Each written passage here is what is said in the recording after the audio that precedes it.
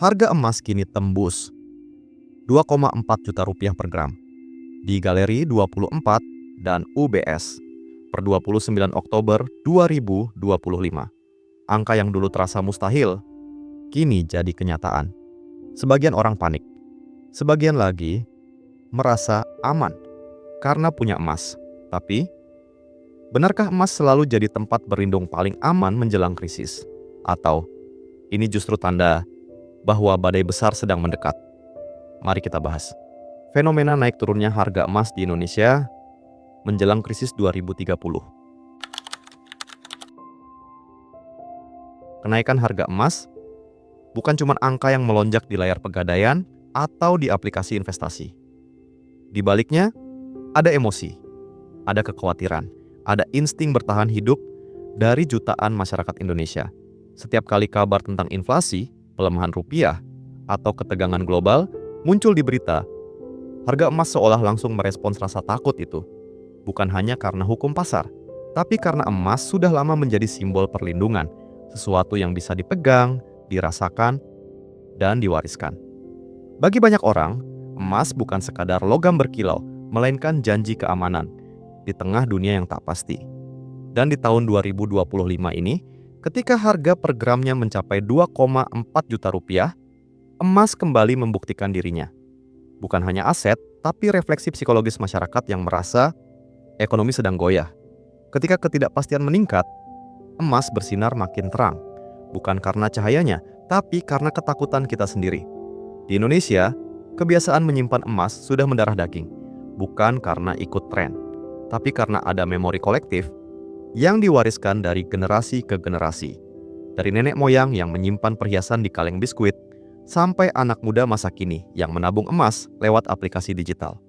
Semuanya berangkat dari satu hal, ketidakpercayaan pada kestabilan uang kertas. Saat pandemi melanda beberapa tahun lalu, banyak orang kehilangan pekerjaan, tabungan habis, tapi emas tetap punya nilai. Itulah titik baliknya. Sejak saat itu, emas bukan hanya simbol kekayaan, tapi juga simbol rasa aman. Orang membeli bukan karena ingin untung cepat, tapi karena ingin tenang, tidur di malam hari. Mereka percaya, ketika semua harga naik, saat dunia bergejolak, emas akan tetap jadi pegangan. Dalam budaya kita, emas bukan investasi, ia adalah bentuk cinta dan perlindungan terhadap masa depan. Namun kini, ketika harga emas menembus 2,4 juta rupiah per gram, muncul kegelisahan baru. Apakah ini pertanda emas sedang terlalu mahal? Ataukah justru sinyal awal dari gelombang besar menuju krisis global 2030 yang mulai terasa bayangannya? Sebagian orang memilih membeli lebih banyak, takut harga akan terus naik. Sebagian lain mulai berhitung, khawatir ini hanya gelembung sesaat. Fenomena ini menarik, karena emas bukan lagi sekadar barang dagangan, tapi indikator rasa percaya masyarakat terhadap masa depan ekonomi. Ketika kepercayaan pada uang dan sistem keuangan menurun, logam kuning ini justru mendapat tempat istimewa. Ia menjadi penyeimbang antara ketakutan dan harapan. Di satu sisi, ia melindungi kita dari inflasi. Tapi di sisi lain, ia juga mengingatkan bahwa kita sedang hidup di zaman yang tak pasti, di mana harga emas naik. Bukan karena dunia membaik, tapi karena dunia sedang gelisah. Ekonomi Indonesia saat ini berada di titik yang rumit. Secara kasat mata, banyak hal terlihat stabil. Inflasi terkendali, angka pertumbuhan ekonomi masih di kisaran aman, dan pemerintah terus menyalurkan bantuan sosial. Namun di lapangan, cerita rakyat berbeda. Harga kebutuhan pokok naik pelan tapi pasti. Gaji tak banyak berubah, dan daya beli makin menurun. Masyarakat merasakan tekanan yang tak selalu tertulis di laporan keuangan negara. Kondisi global pun tak membantu. Konflik di beberapa kawasan dunia memicu kenaikan harga minyak, melemahkan rupiah, dan mengguncang pasar komoditas. Di tengah situasi seperti ini, emas kembali menjadi tumpuan psikologis masyarakat. Setiap lonjakan harga emas terasa seperti tanda bahaya dini bagi ekonomi, seolah logam itu berbisik, ada yang tak beres. Dan ketika banyak orang mulai menyimpan emas, bukan sekadar mencari untung, tapi berusaha melindungi diri dari badai yang belum datang. Pemerintah berusaha keras menenangkan publik dengan data dan kebijakan. Dari subsidi energi, pengendalian impor, hingga stimulus ekonomi untuk UMKM. Namun bagi sebagian besar rakyat, kenyataan di dapur lebih terasa daripada grafik di layar televisi. Harga beras masih tinggi, biaya listrik meningkat, dan bunga pinjaman naik perlahan. Orang-orang tidak butuh analisis ekonomi rumit untuk tahu bahwa uang mereka sekarang lebih cepat habis daripada tahun lalu. Dalam kondisi seperti ini, kepercayaan terhadap uang kertas makin menipis, dan keinginan untuk memiliki aset nyata seperti emas meningkat drastis. Emas menjadi bentuk protes diam-diam masyarakat terhadap sistem yang dianggap rapuh. Ia menjadi simbol ketidakpercayaan terhadap janji stabilitas. Dan menariknya, semakin keras pemerintah meyakinkan bahwa ekonomi aman, semakin banyak orang diam-diam membeli emas sebagai benteng pribadi dari ketidakpastian. Saat rupiah melemah, harga barang impor naik, dan tabungan terasa mengecil nilainya, emas menjadi pelarian alami. Namun pelarian ini bukan sekadar tren, tapi reaksi naluriah terhadap rasa kehilangan kendali.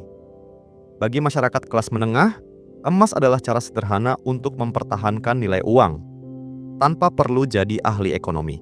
Mereka tak ingin berspekulasi di saham atau kripto yang fluktuatif. Cukup membeli logam mulia sedikit demi sedikit, berharap nilainya tak akan menguap begitu saja. Sementara bagi kelas bawah, emas menjadi tabungan darurat yang bisa dijual kapan saja ketika keadaan mendesak. Tidak ada rasa serakah di sana, hanya upaya bertahan hidup dengan cara yang mereka pahami. Dan disitulah kita bisa melihat naik turunnya harga emas bukan semata soal pasar, melainkan gambaran jujur dari bagaimana rakyat kecil beradaptasi dengan tekanan ekonomi yang terus berubah. Beberapa tahun terakhir, cara masyarakat Indonesia berinvestasi emas mengalami perubahan besar. Dulu, emas identik dengan logam batangan yang disimpan di lemari atau perhiasan yang dipakai ke acara keluarga. Sekarang, banyak orang membeli emas lewat platform digital, dari Pegadaian, Galeri 24, hingga marketplace besar. Kita bisa beli hanya 0,01 gram. Bahkan, tanpa keluar rumah. Teknologi membuat emas terasa lebih terjangkau dan modern. Tapi di sisi lain, perubahan ini melahirkan pola baru, investasi yang instan, tapi kurang kesadaran. Banyak orang membeli emas digital bukan karena paham nilai lindungnya, melainkan karena takut ketinggalan tren atau tergoda iklan media sosial.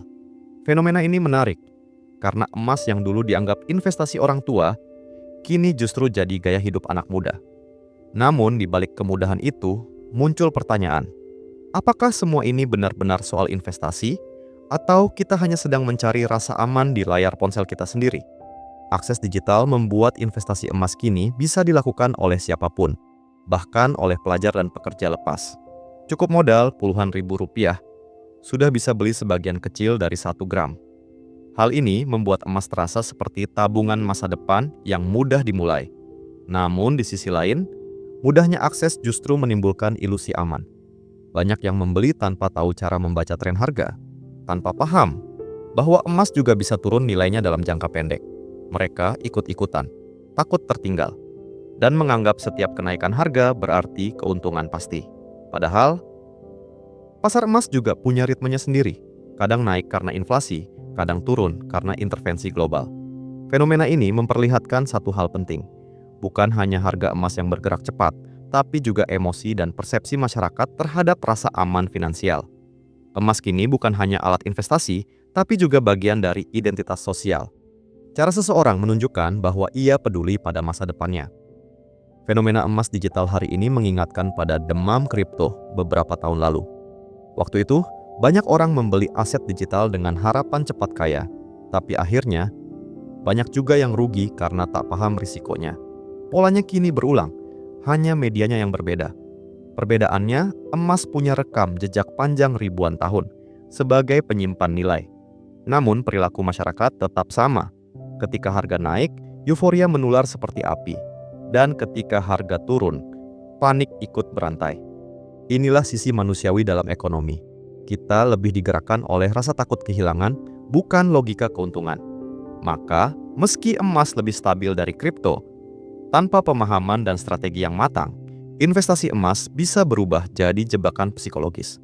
Bukan karena emasnya berisiko, tapi karena cara kita memperlakukannya terlalu emosional.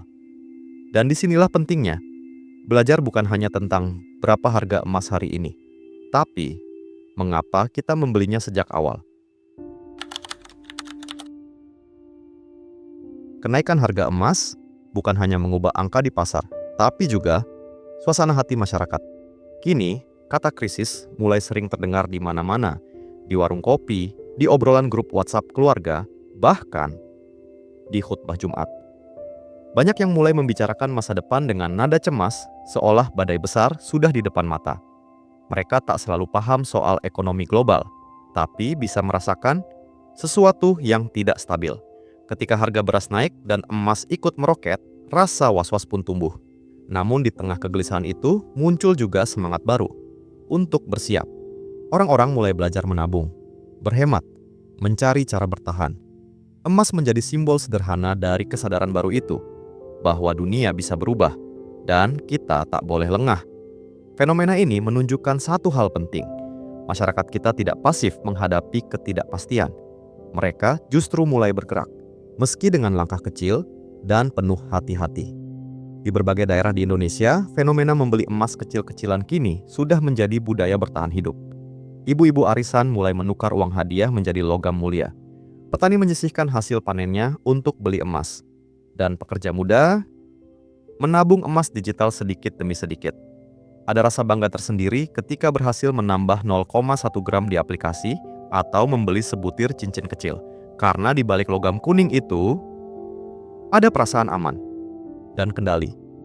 Mereka tahu emas bisa dijual kapan saja jika keadaan mendesak. Fenomena ini bukan sekadar tren finansial, tapi juga cermin dari kemandirian ekonomi masyarakat. Tanpa menunggu bantuan, tanpa menunggu kepastian, mereka belajar melindungi diri dengan cara yang mereka bisa. Dan itulah sisi indah dari bangsa ini. Di tengah ketidakpastian, selalu ada cara untuk bertahan dengan bijak dan bermartabat. Namun di balik cerita tentang menabung emas dan rasa aman itu, ada sisi lain yang lebih sunyi. Kenyataan bahwa banyak orang kini terpaksa menjual emasnya. Bukan untuk untung, tapi untuk bertahan. Untuk membayar cicilan, biaya sekolah anak, atau sekadar menutup kebutuhan harian. Inilah bukti bahwa emas bukan hanya aset, tapi juga napas terakhir ekonomi rumah tangga. Saat kondisi makin berat, logam mulia itu berubah fungsi dari simbol keamanan menjadi alat bertahan hidup.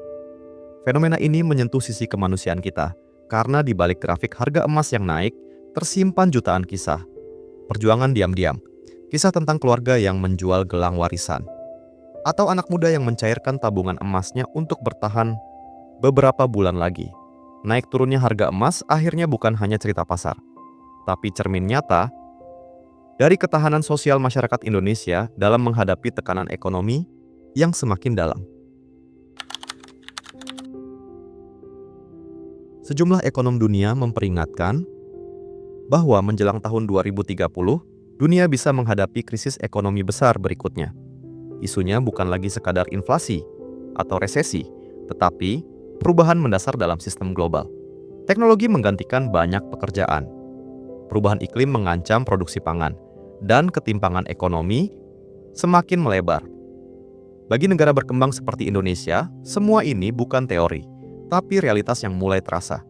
Harga kebutuhan pokok naik pelan, utang rumah tangga membengkak, sementara lapangan kerja formal semakin sempit. Dalam situasi seperti ini, emas kembali menjadi simbol harapan, sesuatu yang bisa menenangkan hati di tengah badai yang belum datang. Namun pertanyaannya, apakah kita siap menghadapi masa depan yang berubah secepat ini? Karena krisis 2030 bukan sekadar ujian ekonomi, tapi ujian kesadaran dan kemampuan adaptasi bangsa menghadapi dunia yang tak lagi sama seperti dulu. Kata krisis sering terdengar menakutkan, tapi kalau kita menengok sejarah, justru dari masa-masa sulitlah kebangkitan sering lahir. Krisis 1998 melahirkan generasi baru wirausahawan. Krisis pandemi membuat banyak orang belajar digital, belajar bertahan, dan lebih kreatif mengatur keuangan. Mungkin, krisis 2030 nanti juga akan menjadi babak baru seperti itu, masa di mana masyarakat Indonesia menemukan cara baru untuk beradaptasi. Yang tangguh bukan mereka yang paling kaya, tapi mereka yang mau belajar dan berubah. Karena krisis bukan hanya tentang kehilangan harta, tapi tentang menemukan makna baru dari apa yang benar-benar penting. Dan disitulah harapan kita bahwa setiap badai besar membawa peluang, bukan hanya luka. Asalkan kita punya arah, pengetahuan, dan rasa kebersamaan, maka 2030 bukan akhir, tapi awal dari transformasi besar bangsa ini. Emas hanyalah satu bagian kecil dari gambaran besar ekonomi. Ia bisa membantu kita bertahan, tapi tidak bisa menjamin masa depan. Yang lebih penting, justru cara kita mengelola ketakutan terhadap ketidakpastian. Karena dalam ekonomi modern, keputusan finansial sering lahir bukan dari logika, melainkan dari rasa takut kehilangan. Kita membeli karena takut harga naik, menjual karena panik melihat harga turun. Padahal, ketenangan justru adalah aset paling berharga yang jarang dimiliki. Menjelang 2030, tantangan terbesar kita bukan hanya tentang uang, tapi tentang bagaimana tetap berpikir jernih saat semua orang panik. Emas bisa melindungi nilai harta, tapi hanya pengetahuan dan kebijaksanaan yang bisa melindungi masa depan. Dan mungkin inilah pelajaran terbesar dari naik turunnya harga emas, bahwa dalam setiap gejolak ekonomi, yang perlu kita jaga bukan cuma saldo, melainkan kewarasan dan arah hidup kita sendiri. Lalu, bagaimana seharusnya kita menyikapi naik turunnya harga emas ini? Langkah pertama adalah menjaga ketenangan. Kepanikan seringkali membuat kita mengambil keputusan yang salah. Harga emas naik, buru-buru beli. Harga turun, langsung jual. Padahal, pergerakan harga emas tak bisa ditebak dalam jangka pendek. Ia dipengaruhi oleh banyak hal, inflasi global, suku bunga Amerika, hingga gejolak politik. Jadi, sebelum ikut arus, kita perlu berhenti sejenak dan berpikir, apakah keputusan ini karena strategi atau hanya karena takut ketinggalan? Masyarakat Indonesia perlu belajar bahwa menahan diri adalah bentuk kecerdasan finansial. Tak semua peluang harus dikejar, tak semua tren harus diikuti. Kadang, langkah paling bijak adalah diam sejenak, mengamati, dan memastikan setiap keputusan lahir dari kesadaran, bukan dari rasa takut. Karena dalam ekonomi, yang tenang biasanya lebih selamat daripada yang terburu-buru.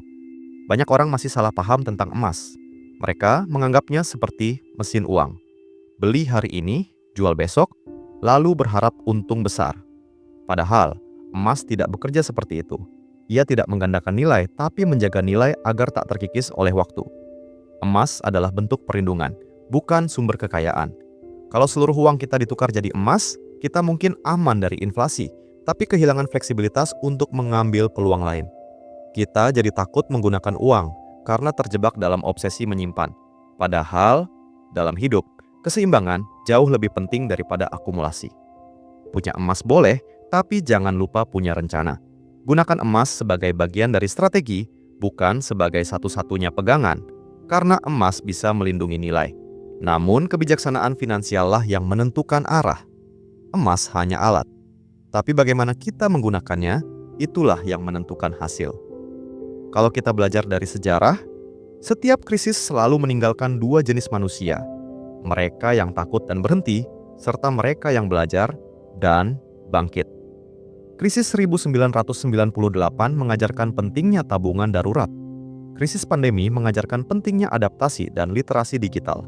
Maka, dari fenomena naik turunnya harga emas hari ini, kita bisa belajar tentang ketenangan dan kesadaran.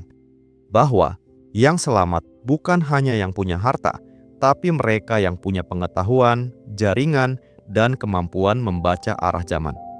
Di tengah dunia yang cepat berubah, pengetahuan adalah bentuk emas yang tak bisa dicuri. Dan ketenangan adalah logam mulia yang nilainya tak bisa diukur dengan rupiah. Maka, mari jadikan setiap gejolak ekonomi bukan sebagai ancaman, melainkan guru kehidupan yang mengingatkan kita untuk lebih bijak, lebih sadar, dan lebih tangguh menghadapi masa depan. Pelan tapi pasti, masyarakat Indonesia mulai menunjukkan tanda-tanda kesadaran finansial baru. Orang-orang kini lebih terbuka membicarakan uang, investasi, dan cara mengelola aset. Hal yang dulu dianggap tabu, kini jadi bagian dari obrolan sehari-hari. Dari pekerja kantoran hingga pedagang kecil, semua mulai memahami pentingnya perencanaan keuangan. Namun, kesadaran ini lahir bukan dari kemewahan, tapi dari rasa sakit ekonomi yang pernah dirasakan bersama. Pandemi, kenaikan harga, hingga ketidakstabilan global membuat banyak orang sadar. Mengatur keuangan bukan pilihan, tapi keharusan. Fenomena naik turunnya harga emas hanyalah salah satu cermin perubahan itu. Orang tak lagi sekadar ingin kaya cepat, tapi ingin aman, mandiri, dan siap menghadapi masa depan. Dan disinilah harapan baru tumbuh, bahwa kesadaran finansial bukan hanya urusan angka, tapi tentang kedisiplinan dan tanggung jawab terhadap hidup sendiri.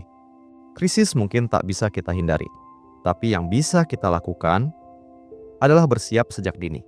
Mulailah dari hal-hal sederhana, mencatat pengeluaran, menyiapkan dana darurat, dan berhenti membeli sesuatu hanya karena tren. Sadarilah bahwa rasa aman finansial bukan datang dari seberapa banyak emas kita punya, tapi dari seberapa baik kita memahami uang. Tahun 2030 mungkin akan membawa tantangan baru, tapi itu bukan alasan untuk takut. Justru disitulah kita bisa membuktikan, apakah kita hanya jadi penonton perubahan atau pelaku yang siap beradaptasi. Kesiapan tidak selalu berarti kaya, melainkan tahu bagaimana bertahan dengan sumber daya yang ada. Ketika semua orang sibuk mengejar harga emas, barangkali langkah paling bijak adalah mengejar pengetahuan. Karena di dunia yang berubah cepat, ilmu adalah bentuk kekayaan yang paling tahan lama. Kita perlu membangun budaya ekonomi yang lebih sadar dan manusiawi. Bukan hanya soal menabung atau investasi, tapi tentang mengubah cara pandang terhadap uang dan nilai. Ajak keluarga, teman, dan lingkungan sekitar untuk belajar bersama. Bukan agar semua jadi kaya, tapi agar semua bisa hidup dengan tenang dan terencana. Kesejahteraan sejati bukan diukur dari seberapa banyak emas yang disimpan, tapi dari seberapa kuat kita saling mendukung di tengah kesulitan. Bayangkan, jika setiap rumah tangga punya kesadaran finansial, setiap anak muda memahami arti menunda kesenangan, dan setiap keluarga tahu cara menjaga nilai asetnya. Indonesia akan menjadi bangsa yang bukan hanya besar secara ekonomi, tapi juga dewasa dalam menghadapi perubahan. Karena masa depan yang kuat bukan dibangun oleh ketakutan, melainkan oleh masyarakat yang paham bahwa nilai sejati tak hanya di emas, tapi juga di ilmu dan kesadaran. Harga emas mungkin akan terus naik, mungkin juga akan turun. Namun sesungguhnya emas hanyalah cermin, bukan dari kekayaan kita, tapi dari cara kita memahami hidup. Ia mengingatkan bahwa dunia ekonomi selalu bergerak. Kadang tak terduga, kadang tak adil. Namun di tengah ketidakpastian itu, kita selalu punya pilihan. Apakah kita ingin tenggelam dalam ketakutan atau tumbuh dengan kesadaran? Menjelang 2030, perubahan besar pasti datang. Tapi bangsa ini telah berkali-kali melewati badai dan selalu menemukan cara untuk bangkit. Jadi, mari hadapi masa depan bukan dengan cemas, melainkan dengan ilmu, kebersamaan, dan kesiapan hati. Jangan hanya menumpuk emas, tapi juga pengetahuan dan empati. Karena sejatinya, kekayaan terbesar bukan ada di berangkas atau dompet, melainkan di pikiran yang sadar dan hati yang tenang. Dan selama itu masih kita miliki, Indonesia akan tetap kuat menghadapi apapun yang datang. Konten ini dibuat semata-mata untuk tujuan edukasi dan refleksi seputar kondisi ekonomi dan keuangan di Indonesia. Video ini bukan ajakan untuk membeli atau menjual emas dan tidak dimaksudkan sebagai nasihat finansial pribadi. Semua keputusan keuangan sepenuhnya menjadi tanggung jawab masing-masing penonton. Selalu lakukan riset dan pertimbangan pribadi sebelum mengambil keputusan investasi atau pengelolaan keuangan apapun. Kalau kamu merasa video ini membuka cara pandang baru tentang kondisi ekonomi dan harga emas di Indonesia, jangan lupa untuk like, share, dan subscribe, supaya semakin banyak orang bisa belajar dan bersiap menghadapi perubahan menuju tahun 2030. Tulis pendapatmu di kolom komentar. Apakah kamu termasuk yang mulai menabung emas atau justru punya cara lain untuk menjaga nilai asetmu? Setiap komentar dan dukunganmu membantu kami terus membuat konten reflektif dan edukatif seperti ini, agar masyarakat Indonesia bisa lebih sadar, bijak, dan tangguh secara finansial.